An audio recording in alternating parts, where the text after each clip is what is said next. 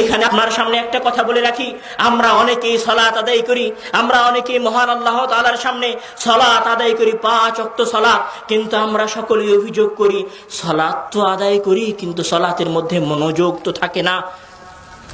সালাত যখন আদায় করি তখন ব্যবসায়িক চিন্তা তো মাথার মধ্যে আসে না, হলো না।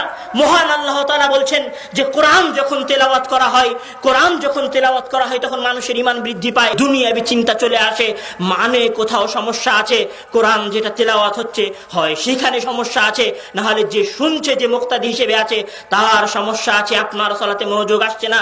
আমি আপনার সামনে একটু কথা বলি, মহান আল্লাহ তাআলা বলছেন আমরা সকলেই যখন সালাতে দাঁড়াই, সালাতে যখন আমরা দাঁড়াই মহান আল্লাহ তাআলার সামনে, তখন আমরা বলি আল্লাহু আকবার।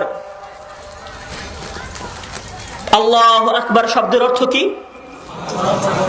আল্লাহ মহান, আল্লাহ সবচেয়ে বড়। এরপর আপনি সারা পড়েন নিজ নিজ, আমরা আল্লাহুম্মা বাঈদ বাইনি অনেকেই পড়ে, অনেকেই অন্য দোয়া পড়ে, তারপরে আমরা পড়ি সূরা ফাতিহা। কিন্তু সূরা ফাতিহার মধ্যে কি রয়েছে সেটা কি আপনি কি কখনো ভেবে দেখেছেন? সূরা ফাতিহার মধ্যে ইমাম যখন আউযু বিল্লাহি মিনাশ শাইতানির রাজিম বলে বিসমিল্লাহির রহমানির রহিম বলে সূরা ফাতিহার তেলাওয়াত শুরু করলো, তখন ইমাম বলছে আলহামদুলিল্লাহি রাব্বিল আলামিন, আলহামদুলিল্লাহি রাব্বিল আলামিন। সকল প্রশংসা কার জন্য? রব্বুল আলামিনের জন্য, যিনি এই পৃথিবীকে সৃষ্টি করেছেন। রব্বুল আলামিন, রব শব্দের অর্থ হচ্ছে প্রতিপালনকারী, রব শব্দের অর্থ হচ্ছে যিনি লালন পালন করেন, যিনি লালন পালন করেন খাদ্য দিয়ে, আদর দিয়ে, ভালোবাসা দিয়ে, শ্রদ্ধা দিয়ে, ভদ্রতা দিয়ে, যিনি লালন পালন করেন, যিনি দেখাশোনা করেন, তাকে বলা হয় রব। আপনি বলছেন সালাতের শুরুতেই আলহামদুলিল্লাহি রাব্বিল আলামিন, সকল প্রশংসা রব্বুল আলামিনের জন্য। আপনি আপনার মাথাটাকে নত করে দিলেন, আপনার শিরটা অবনত হয়ে গেল, আপনি মহান আল্লাহ তাআলার মহত্ব বর্ণনা করে দিলেন, মহান আল্লাহ তাআলার মহত্ব বর্ণনা করে দিলেন। আপনি অনুধাবন করার চেষ্টা করুন, আপনি এখন ফাকির হয়ে গেছেন, আপনি এখন দুর্বল হয়ে গেছেন, আপনি এখন গরীব হয়ে গেছেন। আপনি বলছেন আলহামদুলিল্লাহি রাব্বিল আলামিন, এরপর আপনি বলছেন আর রহমানির রহিম, যিনি পরম করুণাময় ও দয়ালু, যিনি পরম করুণাময় ও দয়ালু। আপনি বলছেন ইয়া রাব্বি, এই আয়াতের দ্বারা আপনি এইটা বলছেন আল্লাহকে, হে আল্লাহ ইন্নী মুহতাজুন ইলাইক, আমি আপনার মুখাপেক্ষী, ইন্নী ফাকিরুন আমামাক, আমি আপনার সামনে দরিদ্র, ইন্নী গরীবুন আমামাক, আমি আপনার সামনে অপরিচিত ব্যক্তি, লাইসা লি শাইউন, আমার জন্য কোনো কিছুই নেই, লাইসা ইনদি শাইউন, আমার কাছে কোনো কিছুই নেই, আমি অনেক বড় পাপী বান্দা, আমি অনেক বড় দুর্ভাগা বান্দা। আপনি আর রহমানুর রহিম, আপনি পরম করুণাময় এবং দয়ালু। তারপর আপনি বলছেন মালিক ইয়াউমিদ্দিন, হে আল্লাহ তুমি বিচার দিবসের মালিক, হে আল্লাহ তুমি বিচার দিবসের মালিক, হে আল্লাহ তুমি বিচার দিবসের মালিক। যখন আপনি বললেন আলহামদুলিল্লাহি রাব্বিল আলামিন, তারপর যখন বললেন আর রহমানির রহিম, আর তারপর যখন আপনি বললেন মালিক ইয়াউমিদ্দিন, আল্লাহ তাআলার প্রশংসা করতে করতে মহান আল্লাহ তাআলার মাঝে এবং আপনার মাঝের দূরত্ব কমে এসেছে। এখন আপনি আল্লাহ তাআলাকে দেখছেন, আপনি সালাতে দাঁড়িয়েছেন, তারাল্লাহ, আপনি আল্লাহ তাআলাকে দেখছেন, ওয়া ইয়ারাকাল্লাহ, আল্লাহ তাআলা এবার আপনাকে দেখছেন।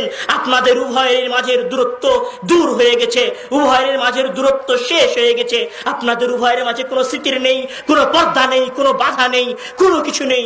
আপনি আল্লাহ তাআলার প্রশংসা করতে করতে, আল্লাহ তাআলার সামনে নিজেকে ঝুঁকাতে ঝুঁকাতে, নিজে ছোট হতে হতে মহান আল্লাহ তাআলার সামনে চলে গেছেন। এখন আপনি মহান আল্লাহ তাআলাকে হাজির করে বলছেন ইয়াকা না'বুদু ওয়া ইয়াকা নাস্তাঈন, হে আল্লাহ আমি আপনারও ইবাদত করি, আপনারও সাহায্য চাই। এখন আপনি আল্লাহর সামনে দাঁড়িয়ে আছেন, এতক্ষণ বলছিলেন প্রশংসা আল্লাহর জন্য, যিনি পরম করুণাময় দয়ালু, যিনি বিচার দিবসের মালিক। এখন আপনি বলছেন হুট করে চট করে বলছেন ইয়াকা না'বুদু, আমি আপনার ইবাদত করি, আপনার কাছে সাহায্য চাই।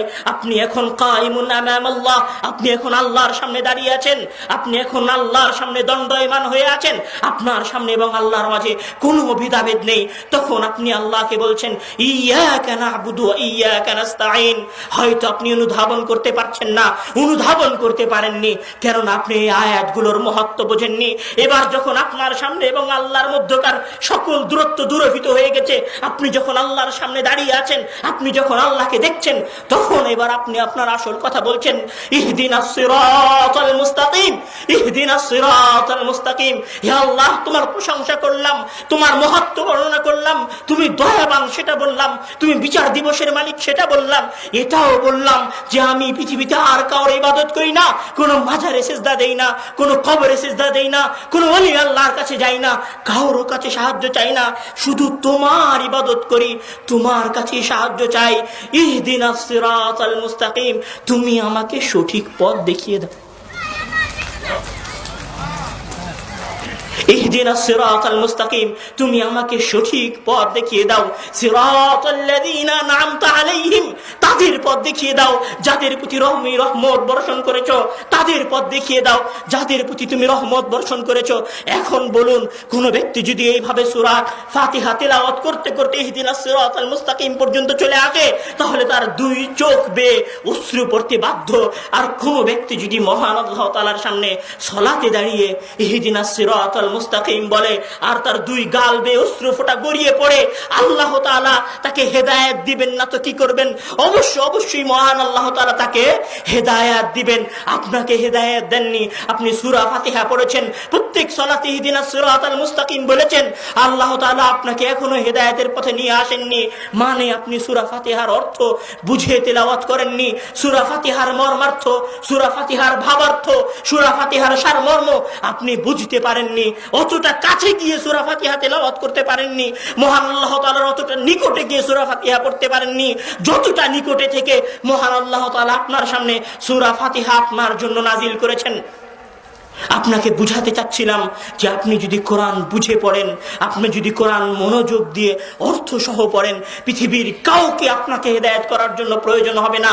আল কোরআনের তেলাওয়াত আপনাকে হেদায়েতের দিকে নিয়ে যাবে, আপনার দু চোখ বেয়ে অশ্রু ফোঁটা গড়িয়ে পড়বে, মহান আল্লাহ তাআলা আপনাকে ক্ষমা করে দিবেন।